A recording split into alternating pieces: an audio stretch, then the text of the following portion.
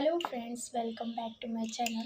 आज हम जीके यानी घटना चक्र का जीके पढ़ने वाले हैं और ये हमें सभी एग्ज़ाम के लिए बहुत ही ओरिएंटेड होने वाला है, क्योंकि इसमें आपको चाहे वो यूपी पीएससी का कोई भी एग्ज़ाम हो प्रीलिम्स में, और या फिर यूपी टीजीटी पीजीटी में जो जीएस वाला सेशन होने वाला है वो हो, तो आप अगर इस बुक को अच्छे से पढ़ोगे यानी कि इस पूरे पार्ट्स को पढ़ोगे तो आपको अच्छे से समझ में आ जाएगा। और क्वेश्चन यहीं से होने वाला है, सुपर टेट में भी यहीं से क्वेश्चन आने वाला है। तो अदर इसी को आप बार बार रिपीट करोगे फिर वो अच्छे से समझ में आने वाला है। सो मैं यहाँ पे जो आप देख सकते हो कि ये घटना चक्र की बुक है और इसी से हम अपना पूरी के पूरी रिवीजन करेंगे। ओके फ्रेंड्स, और मैं आपको एक बात बता दूँ, मैंने जीआईसी का एग्ज़ाम दिया, ठीक है। उसमें मेरे जीएस यानी कि मैंने कुल 32 जीएस अटैम्प्ट किए थे, जिसमें से मेरे टोटल 28 सही हैं, ठीक है। क्योंकि ये सभी मैंने इसी से पढ़ के दिए थे। अदर मैंने कोई भी जीके लूसेंट वगैरह नहीं पढ़ा था मैंने, क्योंकि मुझे लूसेंट समझ नहीं आता है।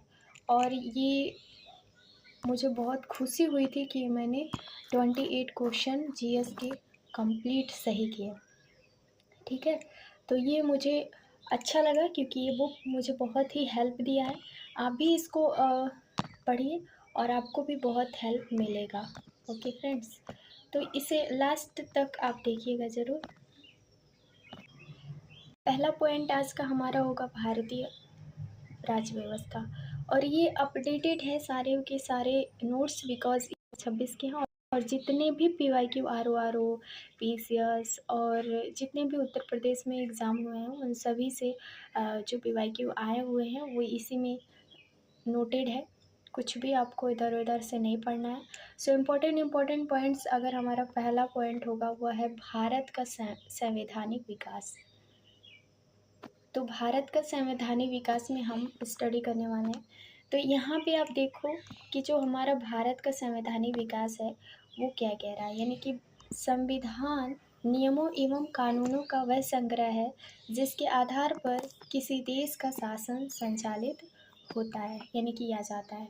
अगर हम बात करें, भारत का भी अपना एक संविधान है।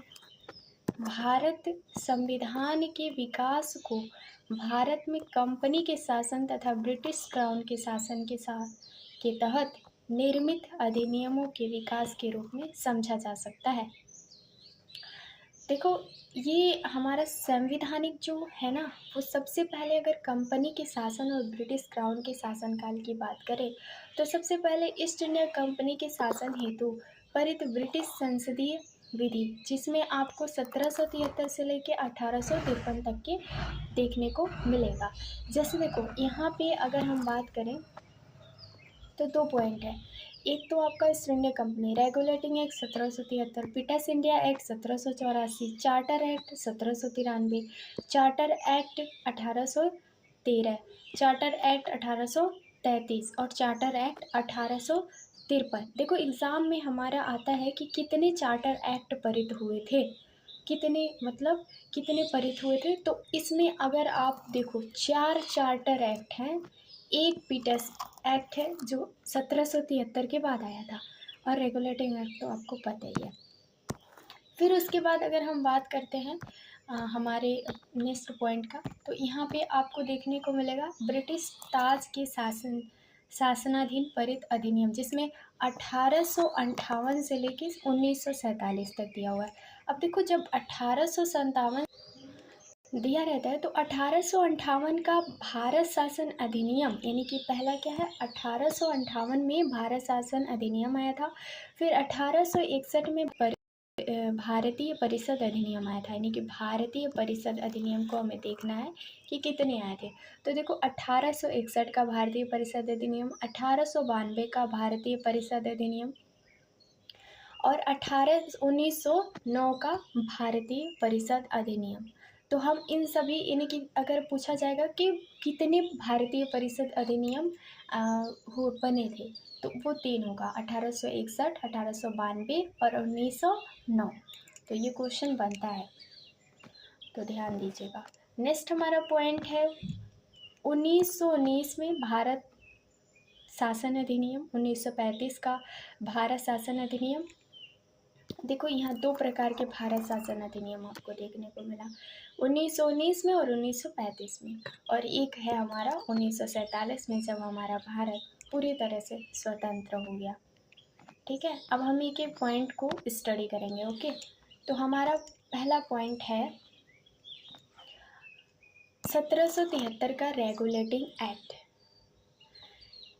इस अधिनियम के द्वारा भारत में ईस्ट इंडिया कंपनी के शासन पर ब्रिटिश सरकार का नियंत्रण स्थापित किया गया। यानी 1773 के रेगुलेटिंग एक्ट के तहत अगर हम भारत के ईस्ट इंडिया कंपनी के शासन पर ब्रिटिश शासन सरकार का नियंत्रण स्थापित किया गया, और इसके तहत ही इस अधिनियम के तहत बंगाल के गवर्नर को यानी कि बंगाल का गवर्नर जनरल पद नाम दिया गया। यानी बंगाल का गवर्नर जनरल, और बंगाल के गवर्नर की सहायता के लिए 4 सदस्यीय कार्यकारी परिषद का गठन किया गया, जिसका कार्यकाल 5 वर्ष निर्धारित किया गया।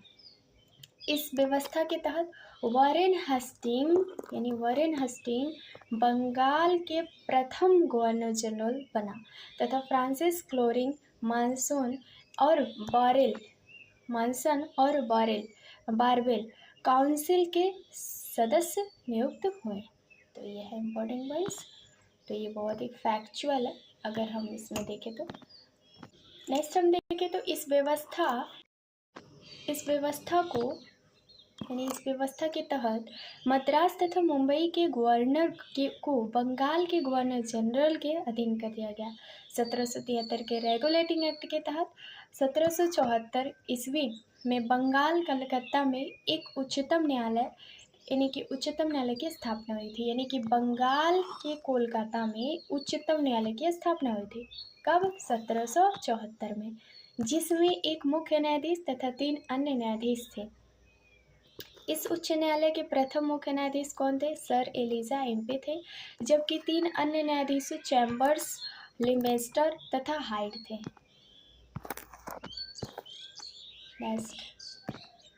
इस व्यवस्था के तहत कंपनी के कर्मचारियों को निजी व्यापार करने तथा भारतीयों से उपहार लेने से प्रतिबंधित किया गया। इस अधिनियम के तहत कंपनी द्वारा भारत की राजस्व, नागरिक और सैन्य संबंधी समस्त सूचनाएं ब्रिटिश सरकार को देना अनिवार्य कर दिया। एक्ट ऑफ सेटलमेंट की बात करें तो यहाँ पे फ्रेंड्स हम देखेंगे कि रेगुलेटिंग एक्ट की कमियों को दूर करने के लिए लाए गए इस अधिनियम के तहत कलकत्ता की सरकार को बंगाल, बिहार और उड़ीसा के लिए भी विधि बनाने का अधिकार प्रदान किया गया। तो ये था रेगुलेटिंग एक्ट 1773 के कुछ पॉइंट्स। अब यहाँ पे देखो, अब यहाँ पे आपके 1784 के पिटस इंडिया एक्ट, जिसमें पिटस इंडिया एक्ट के तहत भारत में कंपनी के कार्यों एवं प्रशासन पर ब्रिटिश सरकार का पूर्ण नियंत्रण स्थापित हुआ। इसके द्वारा कंपनी के व्यापारिक एवं राजनीतिक कार्यों को एक दूसरे से अलग कर दिया गया। भारत में कंपनी द्वारा शासित क्षेत्र को भारतीय यानी कि पहली बार ब्रिटिश आधिपत्य क्षेत्र घोषित कर दिया गया। इस एक्ट के तहत भारत में दैव शासन की शुरुआत हुई। तो पूछा जाता है कि किस भारत में दैव शासन की शुरुआत हुई, तो वो 1784 था, जो 1858 तक के विद्यमान रही। यानी कि 1858 तक ही चली थी, उसके बाद ये ख़त्म हो गई थी। देखो यहाँ पे CHSL 2023 और MTS 2023 में पूछा हुआ क्वेश्चन है। नेक्स्ट यहाँ कंपनी के वाणिज्य संबंधित मामलों की देखरेख के लिए निदेशक मंडल, बोर्ड ऑफ डायरेक्टर को अनुमति दी गई, यानी 1784 में। परंतु राजनीतिक मामलों के लिए नियंत्रण बोर्ड यानी कि नियंत्रण बोर्ड ऑफ कंट्रोल का गठन किया गया था। यानी कि अगर हम बात करें तो निदेशक मंडल और बोर्ड ऑफ कंट्रोल 1784 में ही बना था, तो याद रखना, ये सब PYQ पूछा हुआ है। नेक्स्ट है 1786 का अधिनियम। 1786 का अधिनियम कहता है, इस अधिनियम के द्वारा गवर्नर जनरल को विशेष परिस्थितियों में अपनी परिषद के नियंत्रण को निरस्त करने का अधिकार प्रदान किया गया था। जैसे कि गवर्नर जनरल के कुछ पॉइंट्स हैं, गवर्नर जनरल को प्रधान सेनापति की शक्ति भी प्रदान की गई। ये दोनों अधिकार सर्वप्रथम लॉर्ड कॉर्नवालिस को प्राप्त थे। यानी कि गवर्नर जनरल और सेनापति की शक्तियाँ दोनों अधिकार लॉर्ड कॉर्नवालिस को प्राप्त थे। अगर यहाँ हम बात करें भारत के प्रथम अंतिम गवर्नर जनरल की बात करें तो यहाँ पे देखो फ्रेंड्स, ये हमारा सबसे इम्पोर्टेंट पॉइंट्स है।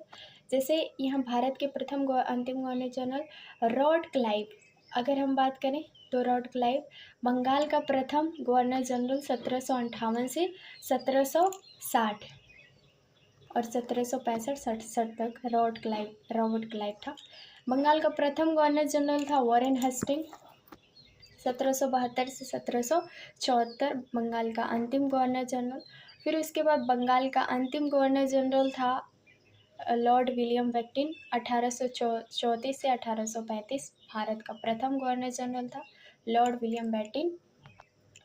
और 1856 से 1858 जिसमें आपके स्वतंत्रता संग्राम हुआ था, उस टाइम का जो गवर्नर जनरल था यानी वायसराय बना था लॉर्ड कैनिंग, और इसने कंपनी द्वारा नियुक्त भारत का अंतिम गवर्नर जनरल से माना जाता है लॉर्ड कैनिंग को, और भारत का प्रथम वायसराय बना था यही।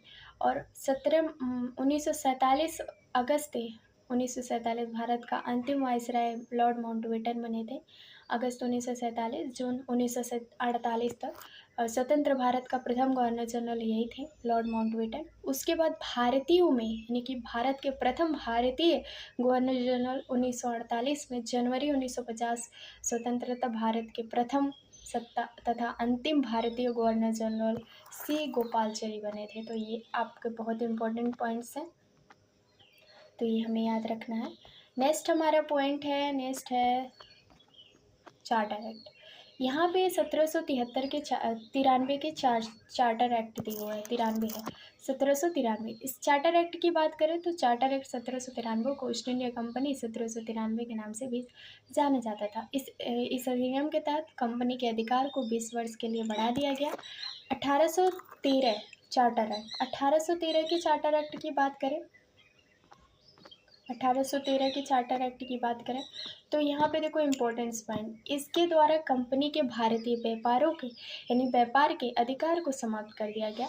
हालांकि कंपनी को चीन से व्यापार तथा कंपनी का भारत से चाय के साथ व्यापार अधिकार जारी रखा गया। देखो यहाँ पे चीन के व्यापार, चीन से व्यापार और चीन के व्यापार दोनों का दोनों आपका 1813 का चार्टर एक्ट के तहत हुआ था। इसी अधिनियम के तहत जो शिक्षा के विकास का विस्तार के लिए कम से कम 1 लाख रुपए प्रति वर्ष खर्च की व्यवस्था की गई थी 1813 के। EIS में पूछा गया क्वेश्चन है। अब यहाँ पे आते हैं 1833 का चार्टर एक्ट। 1833 का चार्टर एक्ट की बात करें तो इस एक्ट के तहत बंगाल के गवर्नर जनरल को संपूर्ण भारत का गवर्नर जनरल बना दिया गया। यानी कि कब बंगाल का गवर्नर जनरल क्या बन गया, पूरे भारत का गवर्नर जनरल बन गया। इसके तहत कंपनी के समस्त व्यापारिक कार्य समाप्त कर दिए गए तथा भविष्य में उसे केवल राजनीतिक कार्य ही करने थे।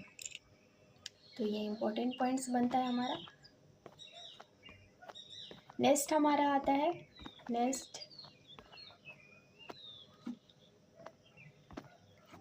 अब देखो यहाँ पे बंगाल यानी कि गवर्नर जनरल की परिषद में एक कानूनी सदस्य चौथा सदस्य सर्वप्रथम मैकाले शामिल किया गया, यानी कि ये जनरल कानूनी सदस्य थे। इस एक्ट के तहत सपरिषद गवर्नर जनरल को पूरे भारत के लिए कानून बनाने का अधिकार प्राप्त था और इस एक्ट में नियुक्तियों के लिए योग्यता संबंधित मानदंड बनाकर भेदभाव को समाप्त कर दिया गया। 1833 के चार्टर एक्ट की धारा 87 के अनुसार कोई भी भारतीय केवल धर्म, जाति, स्थान, वंश और रंग के आधार पर सरकारी सेवाओं के लिए अयोग्य नहीं समझा जा सकता था। और इसी के तहत अगर हम बात करें 1833 के चार्टर एक्ट के तहत दास प्रथा के खिलाफ घोषित किया गया। 1843 ईस्वी में कानून बनाकर समाप्त कर दिया गया। इसके तहत भारतीय कानूनों के समेकन और संहिताकरण के लिए एक विधि आयोग की स्थापना की गई। तो विधि आयोग की स्थापना 1833 में ही हुई थी, तो ये याद रखना है। 1853 चार्टर एक्ट की बात की जा रही है, 1853 के चार्टर एक्ट की बात। इसके द्वारा कार्यपालिका और विधायी शक्तियों को पृथक करने की व्यवस्था की गई थी, यानी कि कार्यपालिका और विधायिका विधियों को पृथक करने की व्यवस्था किसमें की गई थी? तो 1853 के चार्टर एक्ट के तहत। विधि निर्माण हेतु इस व्यवस्था के तहत भारत वर्ष के लिए एक पृथक विधान परिषद की स्थापना की गई। 1853 के एक्ट के तहत सिविल सेवकों की भर्ती एवं चयन हेतु खुली प्रतियोगिता का आरंभ किया गया था 1853 के। अब हम बात करते हैं 1858 के बाद, यानी कि इस अधिनियम के तहत 1857 के प्रथम स्वतंत्रता संग्राम के उपरांत ब्रिटिश सरकार द्वारा 1858 का भारत शासन अधिनियम पारित किया गया। इस अधिनियम को act for the better government of India के नाम से भी जाना जाता है, और इस अधिनियम द्वारा कंपनी के शासन को समाप्त कर दिया गया और भारत के शासन को ब्रिटिश ताज के अधीन कर दिया गया।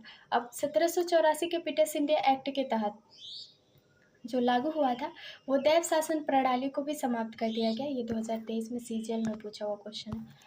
भारत के गवर्नर जनरल को अब भारत के वायसराय के नाम से जाना था, यानी कि वायसराय के नाम से जाना जाने लगा, जो कि भारत में ब्रिटिश क्राउन ताज का प्रत्यक्ष प्रतिनिधि होता था। लॉर्ड कैनिंग भारत का प्रथम वायसराय बना। 1858 के भारत शासन अधिनियम द्वारा भारत के राज्य सचिव पद का सृजन किया गया, जिसमें भारतीय प्रशासन एवं संपूर्ण नियंत्रण की शक्ति निहित थी। अब देखो यहाँ पे 1861 का भारतीय परिषद अधिनियम। 1861 के भारतीय परिषद अधिनियम की बात करें तो इसके द्वारा कानून बनाने की प्रक्रिया में भारतीय प्रतिनिधियों को शामिल करने की शुरुआत की गई, और 1862 में कैनिंग के द्वारा 3 भारतीय बनारस के राजा, पटियाला के महाराजा और सर दिनकर राव को विधान परिषद में मनोनीत किया गया था लॉर्ड कैनिंग के द्वारा 1862 में। वायसराय को आपातकाल में विधान परिषद की सलाह के बिना ही अध्यादेश जारी करने की अनुमति प्रदान की गई थी, जिसकी अवधि 6 माह थी। कितनी माह थी? 6 माह।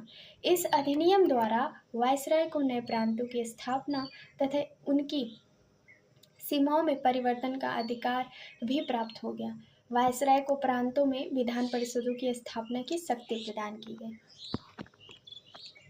नेक्स्ट पॉइंट हमारा है 1862 में बंगाल यानी 1866 में उत्तर पश्चिम सीमा प्रांत तथा 1897 में पंजाब विधान परिषदों का गठन किया गया। नेक्स्ट है 1892 का परिषद अधिनियम। 1892 के भारत परिषद, इसके तहत इसके द्वारा एक सीमित एवं अप्रत्यक्ष निर्वाचन प्रणाली की शुरुआत की गई। केंद्रीय विधान परिषद के सदस्यों को वार्षिक बजट पर बहस करने तथा सरकार से 6 दिन पूर्व नोटिस पर प्रश्न पूछने का अधिकार भी प्रदान किया गया। यूपीपी से 2003 में पूछा गया क्वेश्चन है, तो ये भी इम्पोर्टेंट है। नेक्स्ट क्वेश्चन है, नेक्स्ट पॉइंट हमारा कहता है कि परंतु पूरक प्रश्न पूछने का मताधिकार नहीं था। सीमित अर्थों में निर्वाचन पद्धति का आरंभ किया जाना इस अधिनियम की महत्वपूर्ण विशेषता थी। 1909 की भारतीय परिषद अधिनियम, इसमें मल्ले मोटे सुधार के नाम से जाना जाता है। लॉर्ड मिंटो तत्कालीन वायसराय और जॉन मल्ले राज्य के सचिव थे। इस अधिनियम के द्वारा भारतीयों को विधि निर्माण तथा प्रशासन दोनों में प्रतिनिधित्व प्रदान किया गया। पहली बार किसी भी भारतीय यानी किसी भारतीय को वायसराय की कार्यपालिका परिषद में जोड़ने का प्रावधान किया गया।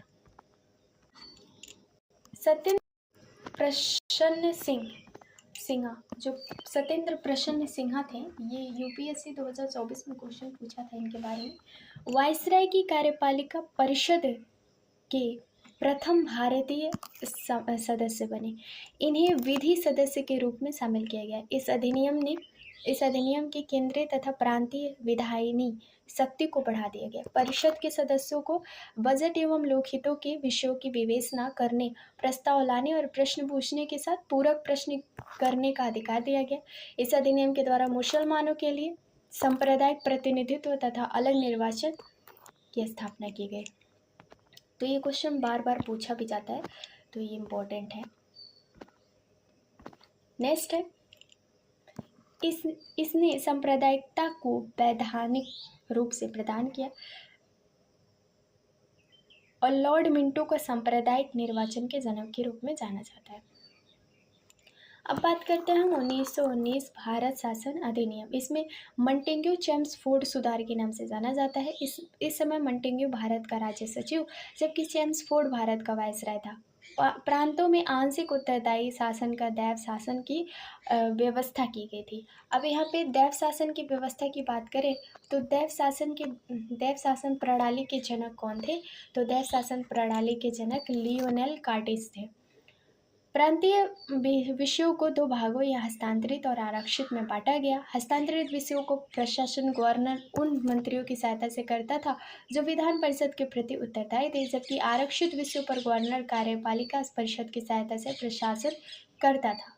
इस अधिनियम के द्वारा पहली बार केंद्र में द्विशासन प्रणाली व्यवस्था लागू की गई थी। ये क्वेश्चन बार बार एग्जाम में पूछा जाता है।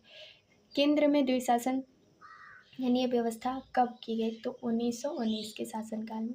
इस अधिनियम के तहत पहली बार प्रत्यक्ष निर्वाचन की व्यवस्था प्रारंभ की गई। भूमि कर या आय के आधार पर सीमित संख्या में लोग मताधिकार प्रदान किया करते थे।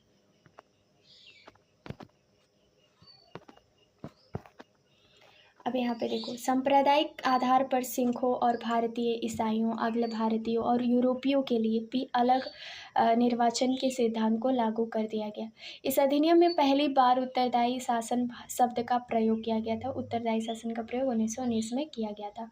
इस अधिनियम में एक लोक सेवा आयोग के गठन का प्रावधान किया गया था। आरओ में पूछा था। नेक्स्ट पॉइंट हमारा है 1926। ये भी क्वेश्चन बार बार पूछा जाता है। 1926 में ली आयोग की सिफारिश पर केंद्रीय लोक सेवा आयोग का गठन किया गया। इसके अंतर्गत एक वैधानिक आयोग के गठन का प्रावधान किया गया, जिसे 10 वर्ष बाद जांच करने का पश्चात अपनी रिपोर्ट प्रस्तुत करनी थी। इस अधिनियम के तहत भारतीय रियासतों के लिए 120 सदस्यों वाले चैम्बर ऑफ प्रिंसेस यानी नरेंद्र मंडल की व्यवस्था की गई थी। अभी 2023 में पूछा था। अब यहाँ पे देखो 1935 शासन अधिनियम, ये भारत शासन अधिनियम, ये एक विस्तृत दस्तावेज था जिसमें 321 अनुच्छेद और 10 अनुसूचियाँ थी। इसमें प्रस्ताव का अभाव था। इस अधिनियम द्वारा लिखित यानी अखिल भारतीय संघ की स्थापना का प्रावधान किया गया, जिसे ब्रिटिश भारतीय प्रांत तथा कुछ भारतीय रियासतों को मिलाकर स्थापित किया जाना था। ये भी क्वेश्चन 2024 में यूपीएससी में पूछा था। हालांकि यह व्यवस्था कभी भी अस्तित्व में नहीं आई। 1935 के भारत शासन अधिनियम के तहत प्रांतों में दैव शासन की व्यवस्था समाप्त करके केंद्र में दैव शासन लागू किया गया था। प्रांतों में समाप्त कर दिया गया था, केंद्र में लागू किया गया था तथा प्रांतों को स्वतंत्रता प्रदान की गई थी। ये रिपीटेड क्वेश्चन है, बहुत बार आया है क्वेश्चन, इसमें भले ही 2013 ही दिखाया है। अब यहाँ पे हम बात करते हैं 1935 की। तो इस प्रांतों में यानी कुछ प्रांतों में द्विशासन शरणात्मकता व्यवस्था की गई थी और कुल 11 ब्रिटिश प्रांतों में 6 प्रांत मुंबई, मद्रास, बिहार, बंगाल, संयुक्त प्रांत और असम में विधान परिषद और विधानसभा की स्थापना की गई। इस अधिनियम के तहत 1937 में संघीय भारत यानी कि संघीय न्यायालय की स्थापना की गई। इसने भारत शासन अधिनियम 1858 द्वारा स्थापित भारत परिषद को समाप्त कर दिया। 1935 के भारत शासन अधिनियम द्वारा बर्मा को ब्रिटिश भारत से पृथक कर दिया गया तथा 2 नए प्रांत सिंध और उड़ीसा का निर्माण हुआ। इस अधिनियम के तहत देश की मुद्रा और शाख पर नियंत्रण के लिए भारतीय रिजर्व बैंक की स्थापना की गई थी। देखो, भारतीय रिजर्व बैंक की स्थापना 1 अप्रैल 1935 में कार्य करना प्रारंभ किया गया था इस बैंक में। 1935 में कि भारत शासन अधिनियम द्वारा लगभग 10% जनसंख्या को मताधिकार देने का अधिकार था और इस अधिनियम के तहत लोक सेवा आयोग यानी कि एक लोक सेवा आयोग की संघीय लोक सेवा आयोग की स्थापना के प्रावधान के साथ साथ प्रांतीय लोक सेवा आयोग की स्थापना भी यहाँ पे हुई थी, जिसमें संयुक्त सेवा आयोग की स्थापना का प्रावधान किया गया था। यानी तीनों का इसी में हुआ था, आपका सिविल सर्वेंट का। भारत का वर्तमान वैधानिक ढांचा काफ़ी हद तक 1935 के अधिनियम पर ही आधारित है। अब बात करते हैं 1947 भारतीय स्वतंत्रता अधिनियम। इसने भारत में ब्रिटिश राज समाप्त कर अब अविभाजित भारत का विभाजन कर दी। स्वतंत्र अधिराज्यों यानी डोमिनियन स्टेट भारत तथा पाकिस्तान की स्थापना। इसने दोनों अधिराज्यों की संविधान सभाओं को अपने देश का संविधान बनाने और उनके लिए किसी भी देश के संविधान को अपनाने की शक्ति दी। भारतीय स्वतंत्रता अधिनियम 1947 ने 15 अगस्त 1947 को भारत को स्वतंत्र राष्ट्र घोषित किया गया। इस अधिनियम के तहत ब्रिटिश शाही उपाधि में भारत का सम्राट शब्द समाप्त कर दिया गया। भारतीय रियासतों को यह स्वतंत्रता थी कि वे भारत अधिराज्य की या पाकिस्तान अधिराज्य के साथ मिल सकती है या स्वतंत्र रह सकती है, मतलब पूरी तरह से अधिकार दिया। प्रत्येक अधिराज्य द्वारा अपना संविधान बनाने तक भारत शासन अधिनियम 1935 के तहत ही शासन संचालित किए जाने की व्यवस्था थी। तो ये था हमारा भारत शासन अधिनियम भारत स्वतंत्रता अधिनियम 1947। तो इसमें हमने सभी अधिनियम को कवर कर लिया। And thank you for watching videos. Next हम भारत संविधान का निर्माण देखेंगे। Okay, thank you very much.